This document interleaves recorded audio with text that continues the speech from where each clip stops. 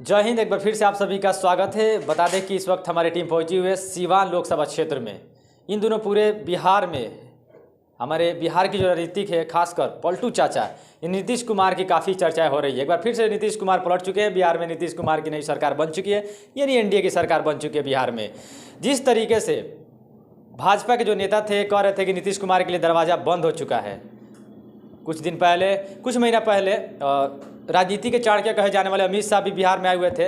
वो भी कह रहे थे कि नीतीश कुमार के लिए दरवाज़ा बंद हो चुका है भाजपा में। हमारे साथ मौजूद हैं युवा पत्रकार हैं सुनील जी, इनसे हम बात करेंगे। और हालांकि ये खुद मनीष कश्यप के बहुत बड़े फैन, उनको भाई भी मानते हैं। लगातार मनीष कश्यप के सपोर्ट में बेबाकी से यह अपने बयान देते रहते हैं। स्वागत है आपका। बहुत बहुत धन्यवाद इकबाल भाई कि आप मुझे मौका दिए, वरना हम लोग लगातार सवाल पूछते हैं लेकिन अपना विचार नहीं रख पाते हैं।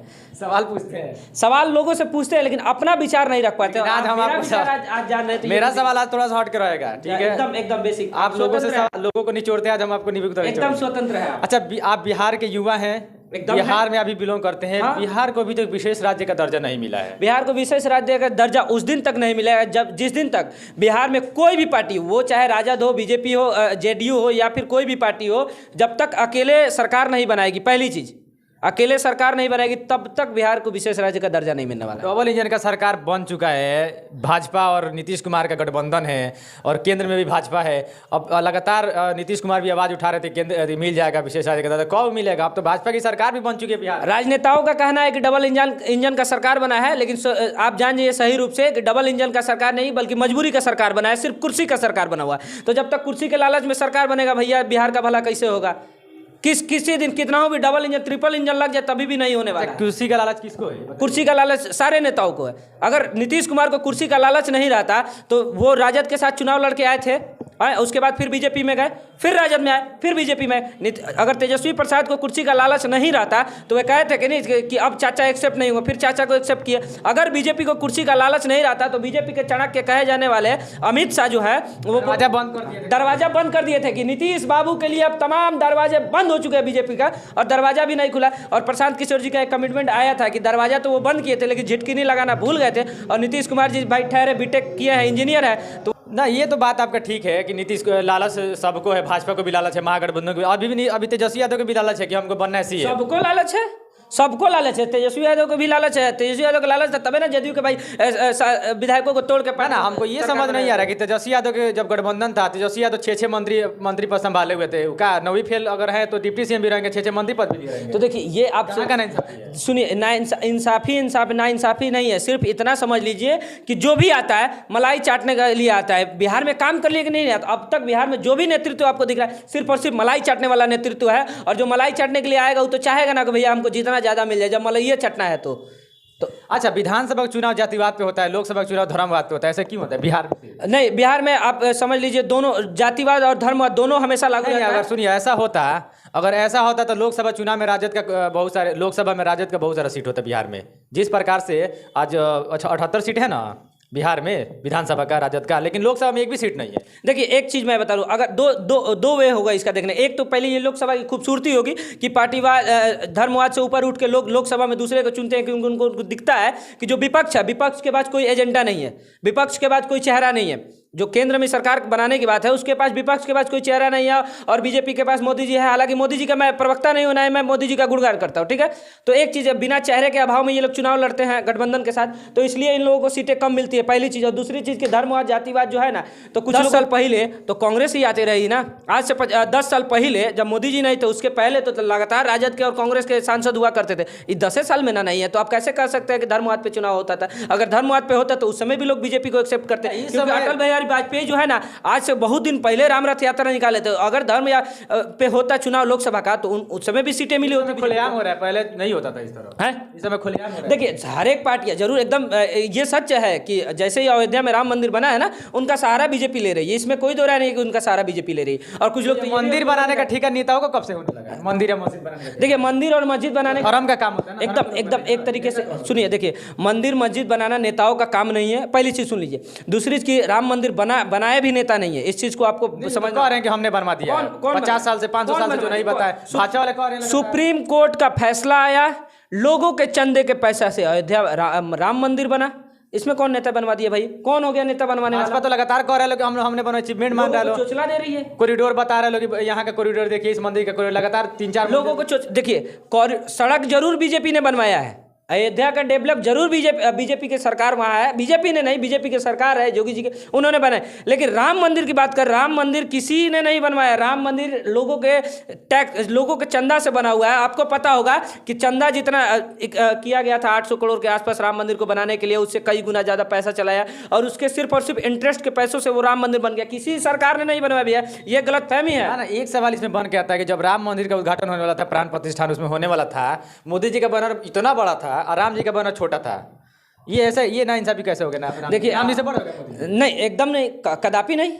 ये बैनर में इस तरह का क्यों दिखाया जा रहा है? देखिए, हर किसी को ये होता है कि मैं अपने आप को ज़्यादा परोसी, और इस चीज़ को जनता को समझना होगा कि कौन कितना अपने आप को बेचने का प्रयास कर रहा है। भगवान के आड़ में अगर कोई अपने आप को बेचने का प्रयास कर रहा तो राम जी से कोई बड़ा है इस वक्त? मैं तो कह रहा हूँ, तो भगवान के आड़ में अगर कोई अपने आप को जनता के बीच परोसने का प्रयास कर रहा है तो जनता को इस चीज़ को समझना चाहिए। हाँ, लेकिन एक चीज़ सत्य है कि बीजेपी ने राम मंदिर नहीं बनवाया है, लोगों के चंदा के पैसा से बनाया। हाँ, बीजेपी की सरकार वहाँ पे है, ये बात सत्य है। अयोध्या का विकास बीजेपी ने करवाया है, लगातार कई एयरपोर्ट बीजेपी के वो सरकार है वो उसने दिया है, लेकिन राम मंदिर बीजेपी ने नहीं बनवाया है, एकदम सोच लीजिएगा।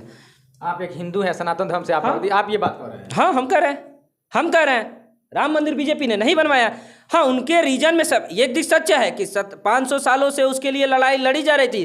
कई कार सेवकों ने का वहाँ पे हत्या हुआ था, ये बात सत्य है। कई कार सेवकों का वहाँ से खून से लथपथ शरीर वहाँ से आया था, ये बात सत्य है। बीजेपी के सरकार में ये फैसला आया, सुप्रीम कोर्ट ने ये फैसला दिया 500 सालों के बाद। और हाँ, इसमें योगी आदित्यनाथ का अहम भूमिका है। मैं बता रहा हूँ, चूँकि क्या हुआ कि उस समय लगातार जब भी राम मंदिर का फैसला होता था, कुछ भी उस पर होता था तो लगातार मारपीट हो जाती थी। लेकिन जिस दिन सुप्रीम कोर्ट ने फैसला दिया तो इन्होंने कहा भी था कि आप फैसला दीजिए, लागू हम करेंगे, और लागू इन्होंने किया भी, कहीं भी मारपीट नहीं हुआ। तो ये बातें सत्य है। अच्छा, कहीं ना कहीं वहाँ पे राम मंदिर से पहले बाबरी मस्जिद थी, जिस प्रकार से मुस्लिमों के साथ, ऐसा लोग कहते हैं, और जो सुप्रीम कोर्ट का जो फैसला है सारे मुस्लिमों ने उसका स्वागत किया, लेकिन कहीं नहीं, आपको लगता नहीं है कि मुस्लिमों के साथ नाइंसाफी हुआ? उतना जमीन लेकर थोड़ा सा जमीन दिया गया साइड में। देखिए, थोड़ा सा जमीन नहीं दिया, जमीन उनके लिए प्रॉपर दिया गया, पहली चीज़। और दूसरी चीज़ कि यहाँ मुस्लिमों के साथ नाइंसाफी जरूर हो रही। क्या हो रहा है ये बता रहा है। जब जमीन दे दिया गया, पैसा दे दिया, बन क्यों ना रहा है भाई? वहाँ पे सिर्फ और सिर्फ एक बैनर लगा दिया गया है। आज आप जाइए बाबरी मस्जिद के वहाँ से, या फिर गूगल करके देख लीजिए। एक न्यूज बड़े ही अच्छे जर्नलिस्ट है जो पहले आज तक में शायद से थे, शुभांकर मिश्रा, उन्होंने जाकर वहाँ से ग्राउंड रिपोर्ट भी दिखाया था कि आप जाइए वहाँ पे देखिए, एक सिर्फ बैनर लगा हुआ है। सरकार ने पैसा आवंटन कर ही दिया। हम लोग सरकार के पैसे से मुस्लिम मस्जिद नहीं बनाते, निजी पैसे से लोग बनाते। सुनिए, अगर निजी पैसे से बनाए तो क्यों रोका है? जब जमीन प्रोवाइड है तो बना क्यों नहीं रहा है? बनेगा ना, अभी तो बैनर सिर्फ रोड में बना हुआ है, बनेगा ना। एक सवाल आ रहा है कि बाबरी मस्जिद को तोड़ा गया, आखिर उन तोड़ने वाले लोगों को अभी तक सजा क्यों नहीं मिली?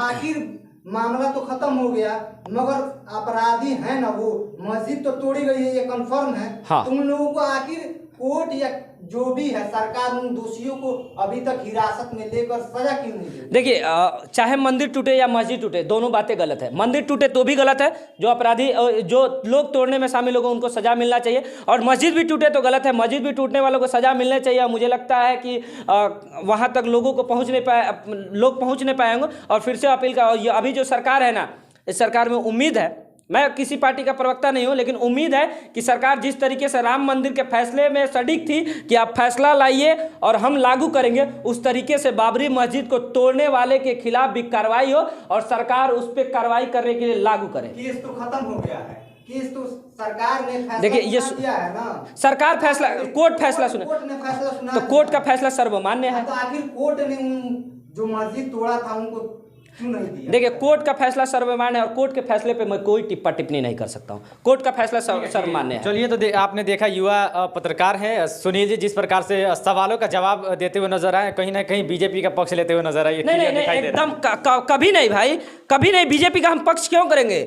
बीजेपी ने क्या किया है? बीजेपी सिर्फ और सिर्फ, पता है, बीजेपी के वजह से अब तक बिहार को विशेष राज्य का दर्जा नहीं मिला। केंद्र में है प्रधानमंत्री जी मोदी जी 10 सालों से। एक और सवाल है, बिहार में अभी एनडीए की सरकार तो बन चुकी है, पूरे 39 सांसद है बिहार में, 39 सांसद है बिहार में, एनडीए की, लेकिन अभी तक बिहार के लिए मोदी जी ने अभी एक मीटिंग नहीं किया है।